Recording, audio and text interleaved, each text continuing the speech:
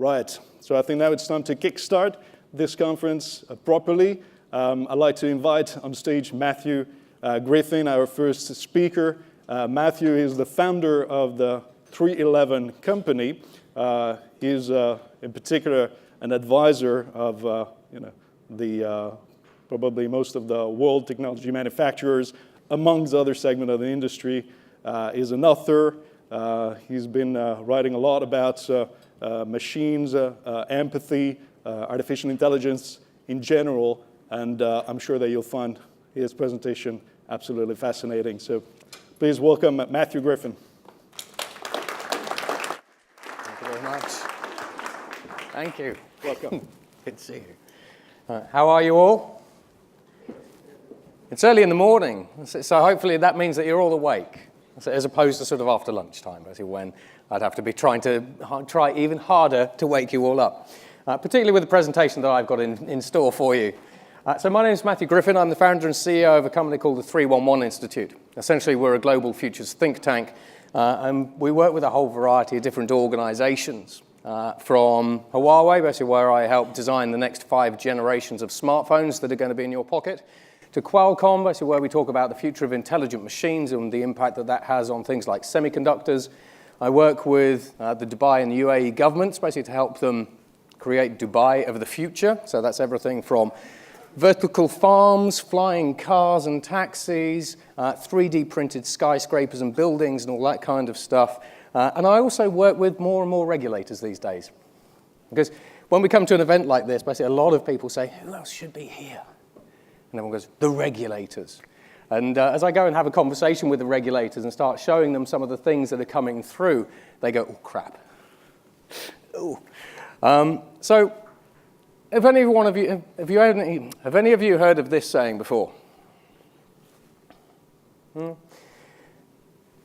It sounds like it's one of those sayings, one of those quotes basically from someone today. However, everything connects to everything. But this saying was first scribed by Leonardo da Vinci in 1484, over 500 years ago. So today, when we start having a look at the digital world, when we start having a look at the number of things that are increasingly becoming connected and smart, I think you must have seen it. Now, what I want to do today is I want to have a conversation about some seismic shifts, because as the title of the conference suggests, it's the future of investing and investing in the future. Now, in order to understand the future, I think it's always important to try and understand some of the mechanics behind what's driving a lot of the change today. Because if I ask you, do you think the pace of change today is faster than it was 10 years ago? How many of you think it is actually faster? Faster? Okay. If we fast forward another 10 years, do you think it's going to be faster, the same, or slower? So how many of you think it's going to be faster in the future? That's pretty much it. Should I bother asking about the other question? Yeah. A lot of this change comes from this sort of triangle here. So on the left-hand side, today it's cheaper than ever before to build a high-quality business. And I know as an investor, basically we're going, really? We see lots of really low-quality businesses coming through. Today, it costs, as I say, anywhere between 1,000 and 10,000 times less money to build, operate, and scale a business. And that's going to change in the future, but the number's going to get larger. So today, as more and more people are connected, it's easier than ever before to find a need, to innovate a product, and get it into the marketplace. If you look back sort of 6 to 7 years ago, the number of new company registrations around the world was 10 million. Now it's 100 million. And it's only going to increase. Once you, as an organization with the right culture, you now have identified some needs in the marketplace, and you now want to build a next generation product or service or a new industry. And this is where technologies, so a lot of people call them exponential technologies, but you can kind of call them what you like. This is where technology plays a part. Because if you want to understand what the future of the iPhone looks like, it's technology. If you understand the states of maturity of those particular technologies, the availability, the affordability, how easy they are to scale, manufacture, and all these kinds of things, and how they can be integrated together, you have the future of the phone. And then on the bottom, we have all of the things that slow down this sort of technology rocket ship. So you have things like accessibility. If you want to buy a next generation product or service, but it's not in your local area, you can't buy it. Adoptability, so that's things like the cost of it. If it's too expensive, you're not going to buy it. If it's difficult to adopt, you're not going to buy it. You know, if you had to code your own iPhone, you're not going to buy your iPhone. Cultural bias plays a part. Geopolitics, basically, as we see increasing today. Network effects, but then we also have regulators. If I put a self-driving Rolls-Royce, basically in the foyer downstairs, and I said to all of you, whoever drives it away can keep it. If the regulators say that you can't put it onto a UK public highway, you're never going to take my Rolls-Royce. But if the regulators suddenly at that very moment decide they'd change their mind and say, you know what, we don't like Matt, we're going to change the rule, we're going to change the rules, we're going to change the law, you can now drive it. So all of a sudden, that bottleneck that was there is now either less of a bottleneck or it's gone. And suddenly you can unleash the horses. Now today, basically, as investors and as organizations around the world, one of the biggest problems that we have basically is trying to keep track of all of this. If I stepped back 10 or 20 years ago and I asked you what the future of computing looks like, you'd have simply looked at today's, you'd have looked at sort of 1980s, 1990s processors. You'd have then thought of Moore's law and you'd have gone, twice the power, half the cost. And if I said, well, as a business, what does that mean that you could do? You might then say, well, more computing power means we can crunch more data in a shorter period of time for less cost. And go, okay, so what's the impact of that to your business? And you'd sort of figure it out. Nowadays, though, there isn't just one exponential technology. We're entering a period of what I call the kind of techno-Jurassic era. So you know the triangle that I put up? A traditional futurist basically will talk about artificial intelligence, robotics, blockchain, augmented reality, gene editing, that sort of stuff. The problem that we have trying to understand the future is the stuff that's coming. Isn't it? There aren't 5 or 10 interesting technologies. There are actually 280 blank canvas, game-changing, emerging technologies. 180 of them are represented on this chart here, and every single one of these dots represents a technology, an individual technology that has an addressable market opportunity of at least $500 billion. You want to understand basically what the future of healthcare looks like? It's in here. The future of phones, the future of cars, transportation, basically the future of education. It's all in here. You take these different things and you start combining them, and you have tomorrow's next generation products or services, you have next generation industries, and you have the industries that will destroy today's industries. So, for example, we have things like high altitude platforms. How would you like to connect the other 3.5 billion people on the planet? That disrupts the communications sector. We have backscatter energy systems. How would you like to create a phone that doesn't have a battery? We have a whole bunch of things, which I'll discuss later, coming in the machine systems space. You have new materials. You know, if I asked you today, how many of you care about polymers? I mean, how many of you care about polymers? Excellent. A polymer scientist at the back there.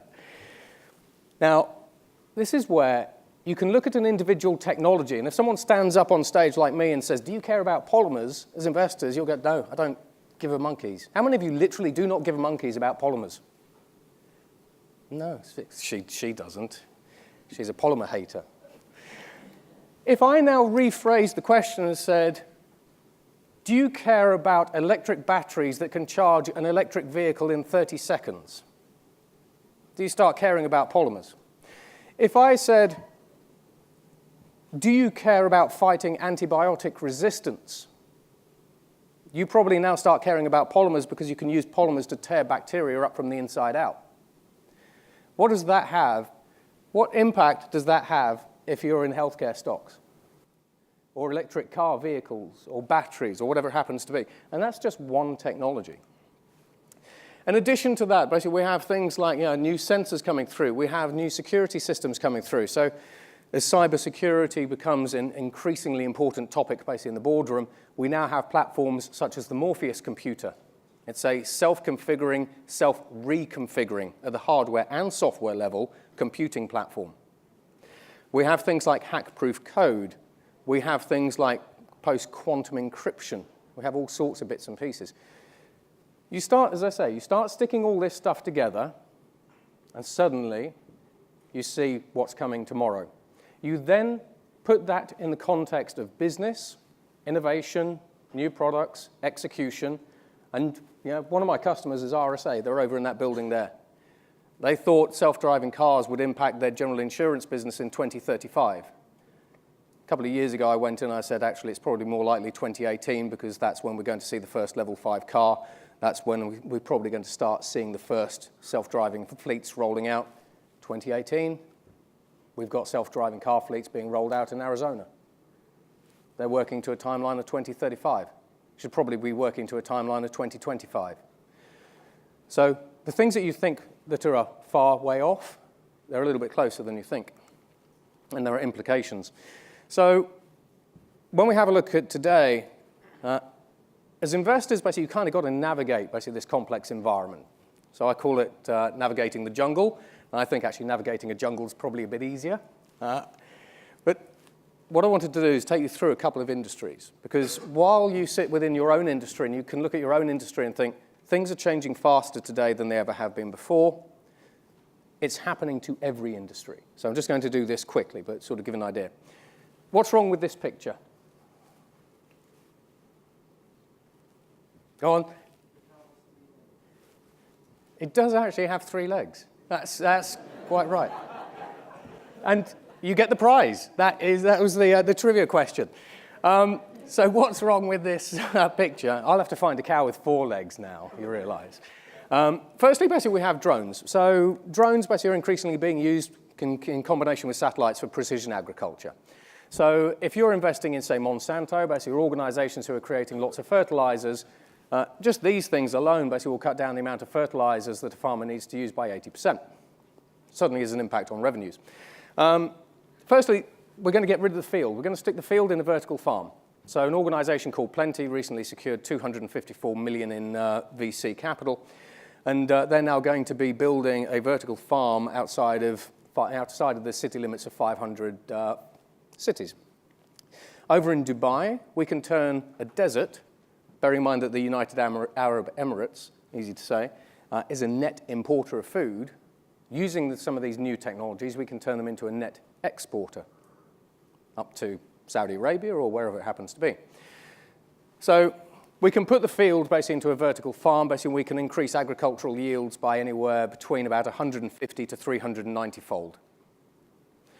But using 1% of the water and under 80% of the resources. The cow is actually also the odd thing out, because now basically you can take stem cells, put stem cells into a bioreactor, and you can produce something called clean meat. So clean meat is the meat that you will be eating at lunch. It isn't actually what you'll be eating at lunch, but it is the same sort of thing, just to make the caterers a little bit happier there. So it's things like fillet steak.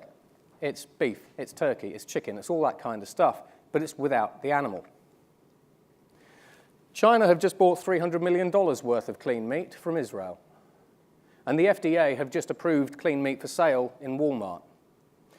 So if you own land, does that change basically, does that change the land that you own? Does that change the price of the land? What happens basically to sustainability? What happens to the environment? All this kind of stuff. When we have a look at the civil aviation sector, a little bit, so it has quite a lot of in common basically with the traditional transportation sector. This year we're going to be piloting, or we're going to be trialing the first pilotless aircraft with Boeing. Aircraft are also going electric, but to quote people like Rolls-Royce and General Electric and Boeing and Airbus and all these kinds of guys, they say, what we need to create a fully electric aircraft is we need today's batteries in today's form factor, but with 10 times the energy density. When we get to 10 times the energy density, we have an electric aircraft. What happens to government tax receipts? If you take the pilot out of these aircraft, you reduce their operating costs by 10%. You take the fuel out, you reduce the operating costs by 30%. You stick aircraft basically onto the blockchain, you reduce their operational costs by about 10%. You automate the ground crews, you take another 20% out. And this is the other thing basically that a lot of these technologies are very good at. When you look at them in combination and when you start using them in combination, you can change the economics of every industry on the planet, whether it's farming or whether it's conventional aircraft. When we have a look at law, increasingly we're seeing the democratization of law. So for example, JP Morgan recently used robo-lawyers to cut out 370,000 hours of contract review processes. We have organizations like Denton's basically who are now using robotic lawyers, so artificially intelligent lawyers, to replace their paralegals. You have platforms basically like LawGeeks who are now taking on some of the Harvard and Stanford lawyer elite. And in a recent competition with LawGeeks, for example, they got their platform to review contracts. The human lawyers from Harvard and Stanford reviewed the contracts. They found 85% of the errors. It took them about 2 weeks. These new robo-lawyers found about the same number of errors, did it in 2 minutes. And these things are getting better. When we talk about things like high-altitude platforms, over the next couple of years, we're going to be putting 12,000 satellites into low Earth orbit, and we're going to be able to beam Wi-Fi, LTE, 4G, 5G, basically down to base stations on the surface of the planet. Today, only 50% of the people on the planet either have access to any form of broadband, while the other sort of 50% have no access or very limited access to broadband. So if you're now an organization like Disney and I say, do you care about high-altitude platforms? They will say no, because I've had the conversation. If you say, do you care about the other 3.5 billion people on the planet being able to stream your movies and all your content to a local device? They go, oh, yes, we do. So do you mean you do care about high-altitude platforms now? Because that's kind of important to your business. Yes, we love them. Who can we talk to about them? When you start connecting the rest of the planet, the number of opportunities, just in terms of sheer users, doubles. In the environmental sector, basically, we are using robots to kill lionfish and tame invasive species. We are using gene drives to eliminate rats and mice on islands. And gene drives is actually a sort of a bit of an interesting technology. A gene drive technology is one where you edit the genome of an individual organism, whether it's a human or a mouse. And once you've edited that organism, it passes those edits down to future generations. The United Nations, while it can do some great things, particularly if you have inherited genetic diseases and everything else as a person, the UN recently classified it as the world's most toxic bioweapon. So technology can be good and bad. But we're also using things like gene editing, for example, now to save the Great Barrier Reef. We are 3D printing corals. We are using robots to track poachers. When we have a look at the consumer electronics sector, this is a smart dishwasher. Now, again, this is where innovation starts coming in. On the one hand, your smart dishwasher will tell you when it's on, when it's off, the amount of energy it's using. It can also reorder. But if you start tying this thing to the blockchain, it can now form buying consortiums. It can say, I've run out of dishwasher fluid, or dishwasher powder, or washing machine powder even, but so have 3 million other things like me. So it can now form buying consortiums, go out for the best price. And if they save you any money, they can say, well, would you like me to invest the money for you? So these things become a financial services product. In the aerospace and defense space, these things are going autonomous. Weapons are going hypersonic. Missiles and weaponry basically are getting intelligent. And we will leave that there. Now, I talked a little bit about education. You know, if any of you have children, basically like I do, their future is going to be changing much, much faster than what we're seeing today. And on the one hand, some of the things that are coming down the line are going to benefit them, things like adaptive learning, because children don't really learn in the same way. So now we have adaptive learning systems that can figure out the best way to teach a child something. You know, some of us are visual, some of us are auditory. But as we start looking a little bit further into the future, 2-3 years ago, we managed to upload knowledge to people's brains, matrix style.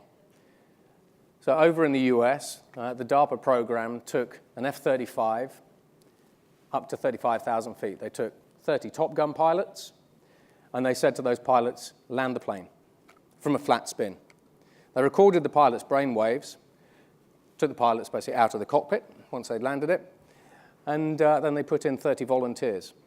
And these volunteers had never flown in an aircraft before, so they're fairly green. They put skull caps on, they replayed the Top Gun's brainwaves to this sort of freshman audience of volunteers, and 80% of the volunteers landed the aircraft.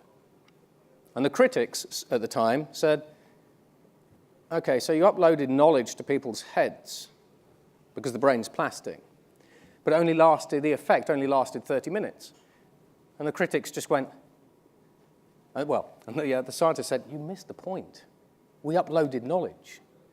Now, I think what you might like to see is this, because when we talk about uploading knowledge, seems like a stretch. DARPA are investing $50 million basically now in those programs, by the way.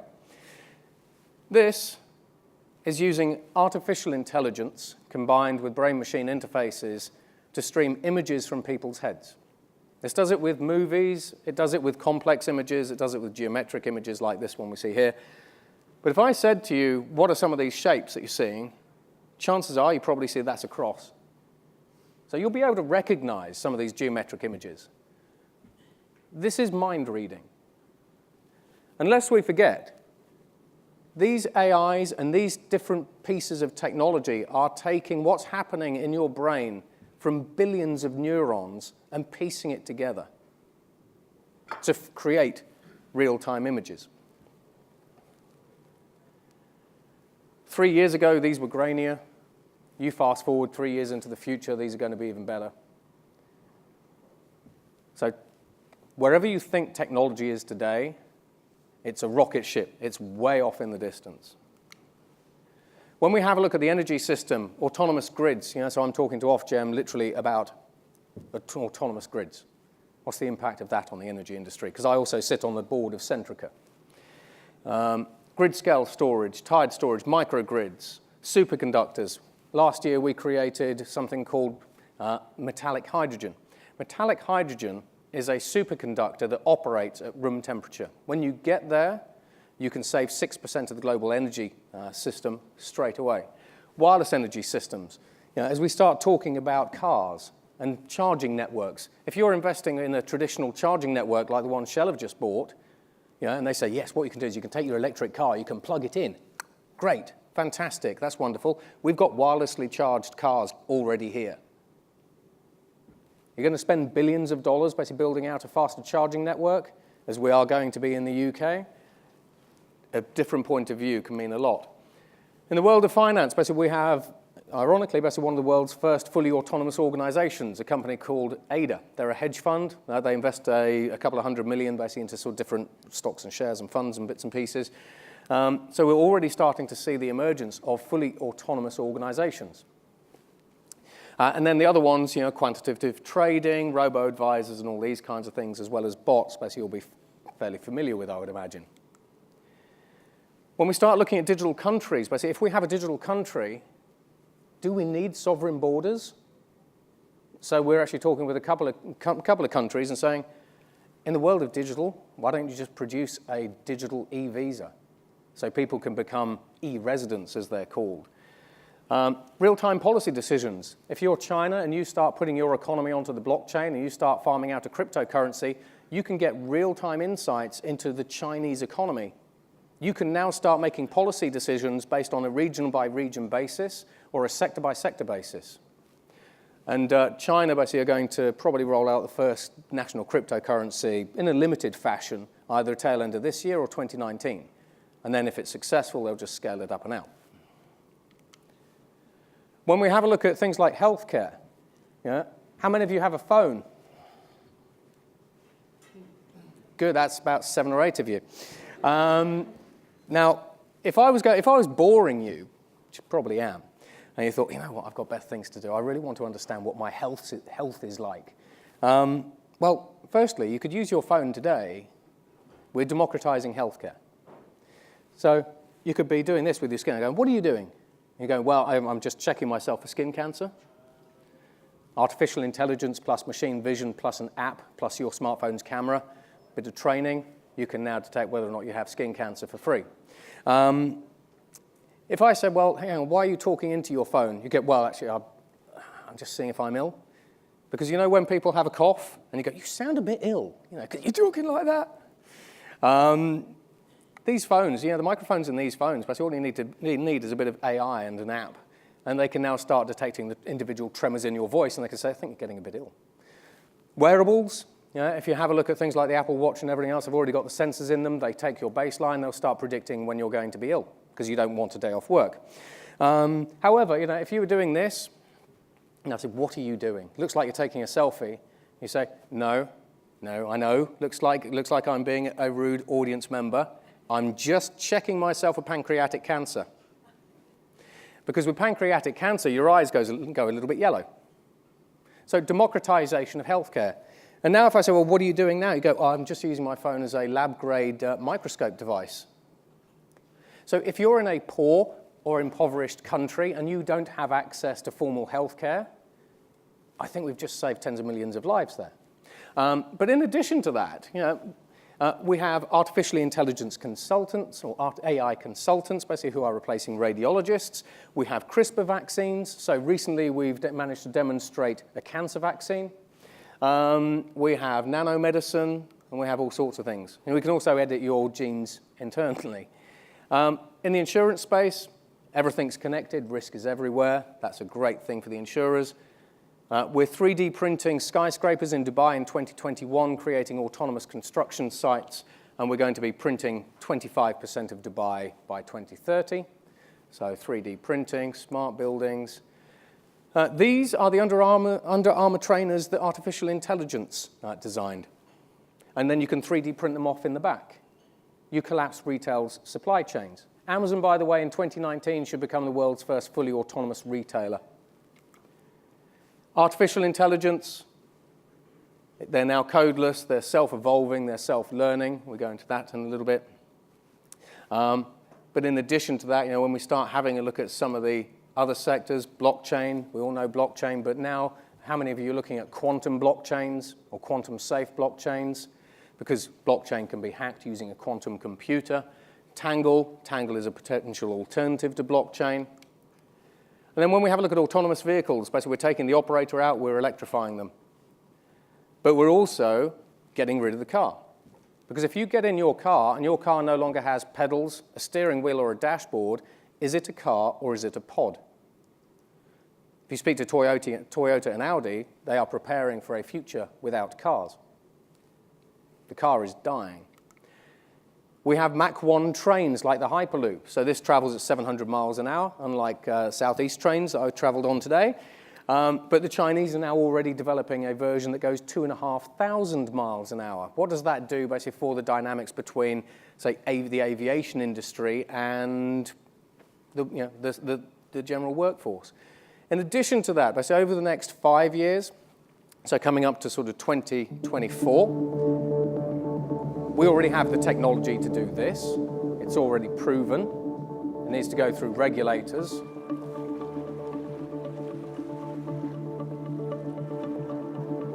So now, again, we are starting to disrupt different parts of the transportation industry.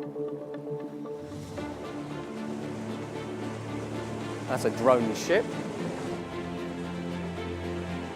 That is a drone rocket. These rockets have already gone through 50 flight tests. If you know SpaceX, you've been watching them. You stick a passenger pod on the top.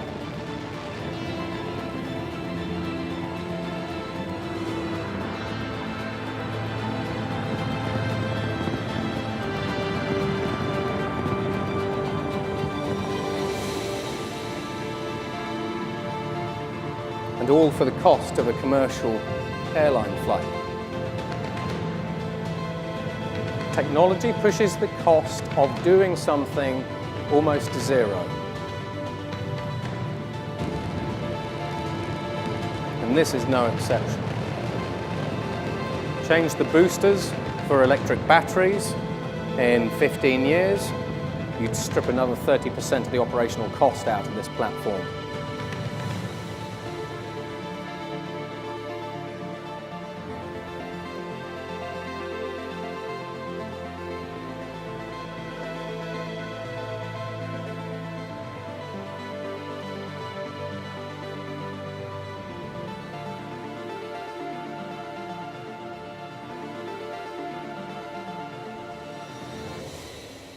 So there is plenty of things changing about all the industries that you either do or might care about in the future to invest basically your thinking, to change your thinking today. But we're now entering the age of the machine. From an investment perspective, I kind of like this phrase, it's not information overload, it's filter failure. Last year, basically, we saw how $22 billion was wiped off by algorithmic traders when Bloomberg misrepresented the news. And they then corrected it, and Bloomberg actually apologized to me during the event, basically said, sorry about that. But this now sort of highlights basically some of the challenges that you actually have investing in some of these things in the future. And if I play you this, it's about 3 minutes. I wish I could see beyond what I can see. I wish I could touch beyond what I can touch. I wish I could feel beyond what isn't real. I wish I could imagine,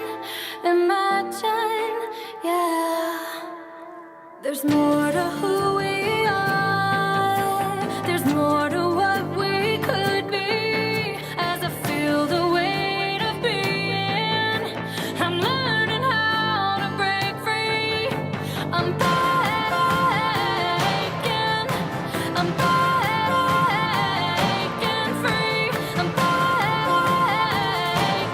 down, breaking free. I wish I could smell beyond what I can smell. I wish I could taste beyond what I can taste. I wish I could sense beyond the present tense. I wish I could imagine, yeah. There's more to who we are.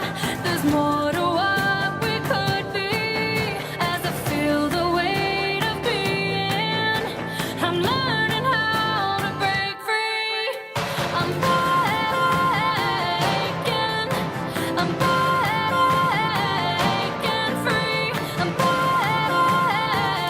breaking down, breaking free. I've tried to walk a mile in someone else's mind, but underneath a smile, we all feel quarantined. There's more to who we are. There's more to what we could be. As I feel the weight of being, I'm learning how to break free. I'm breaking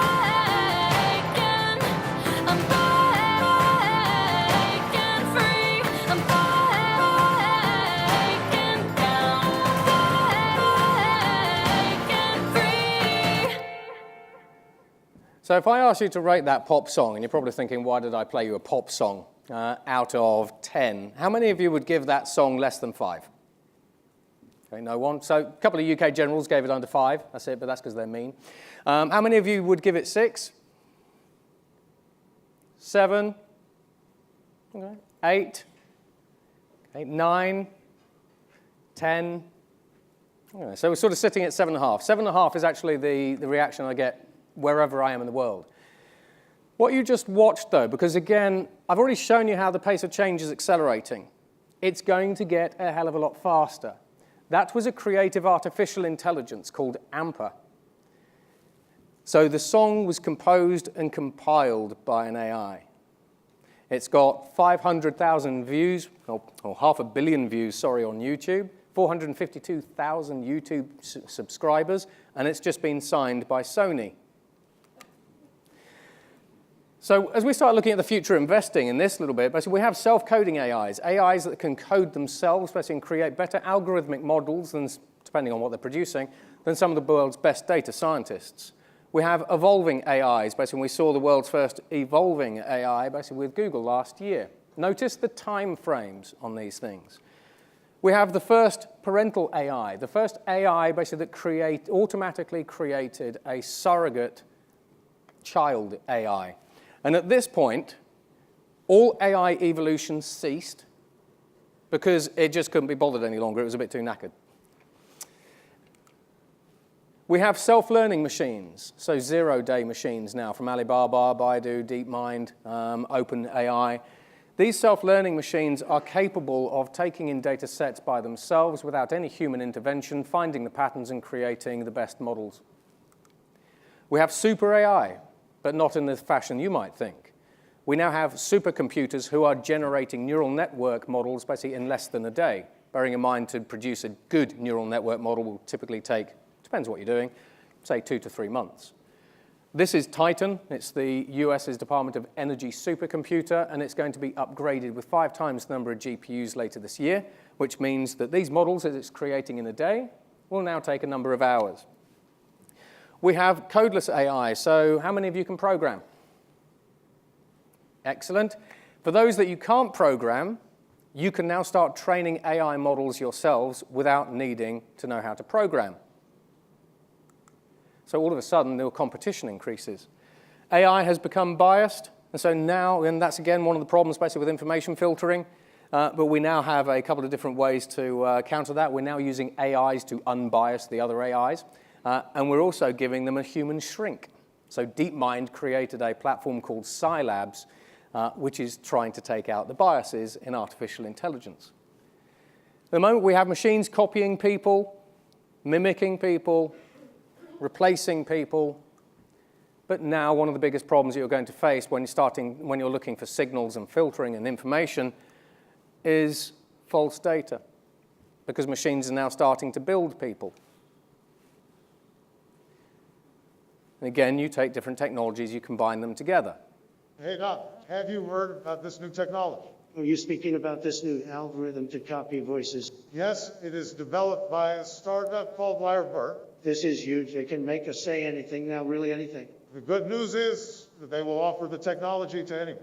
This is huge. How does their technology work? Hey guys, I think that they use deep learning and artificial neural networks. Hillary is right, and I can tell you that their team is great. I wish them good luck. I'm sure they will do a good job. And that was around a year ago. These things are now much better. They can also do this. This is a generative adversarial network, basically from, in this case, NVIDIA. If I put a photo of these people up on the screen and I said, who's this? Or, here's a photo of my mate, would you think it's fake? Quite a lot. I mean, if it does that, if it's cycling through. Now, bearing in mind, if you go back to 2014, these networks could only produce black and white grainy images. 2014 to 2017, this is now old tech.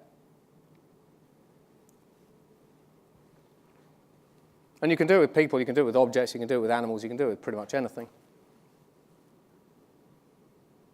So within a 3-year period, we've gone from black and white images to these sorts of things. And as you say, you're absolutely right. The chap who said basically you could spot that some of these are fake. 3 years ago, these were black and white images. In a year, 2 years' time, you won't be able to tell they're fake unless you're actually using another adversarial network to try and check it.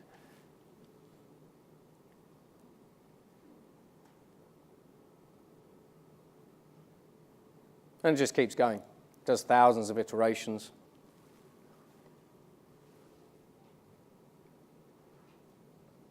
But now you can start taking these and you can start doing this.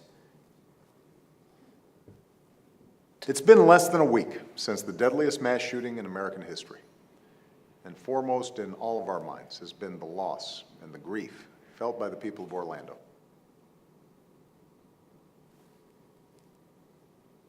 You think you've got a fake news problem now? Especially our friends who are lesbian, gay, bisexual, or transgender. I visited with the families of many of the victims on Thursday, and one thing I told them is that they're not alone. The American people and people all over the world are standing with them, and we always will.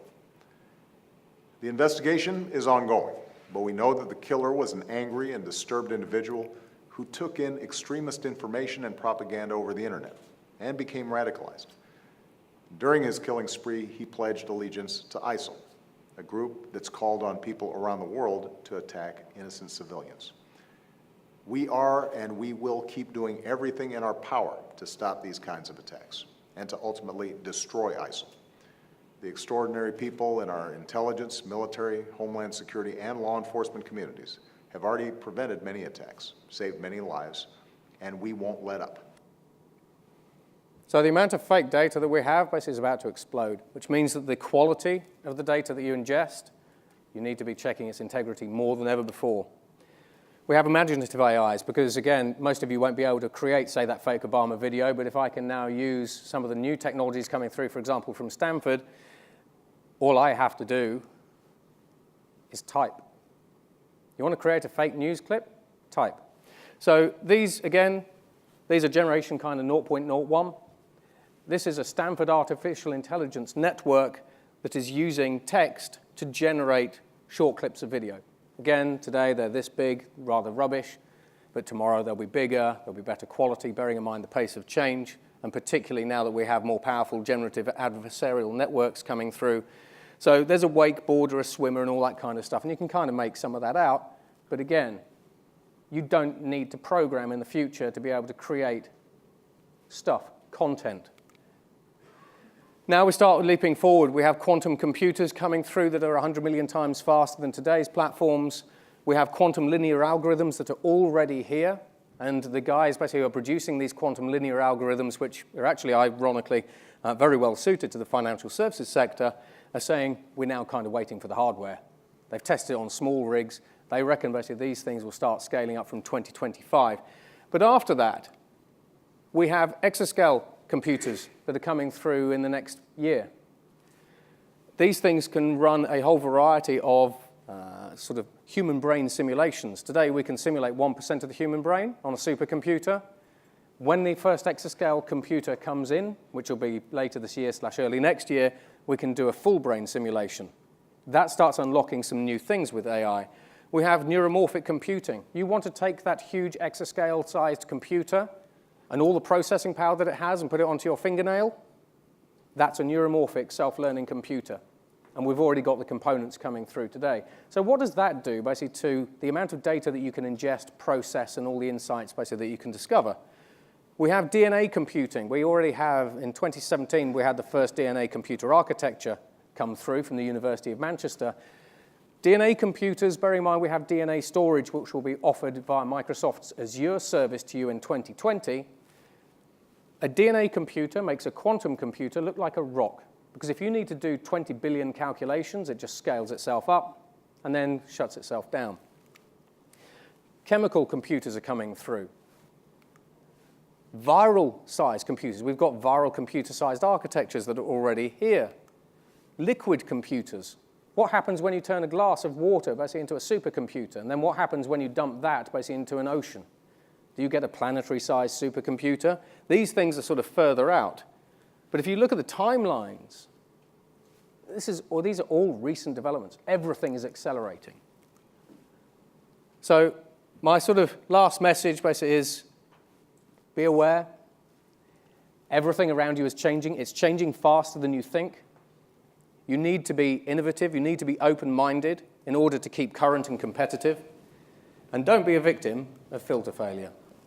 So thank you very much. I hope I haven't bored you too much. And enjoy the rest of the day.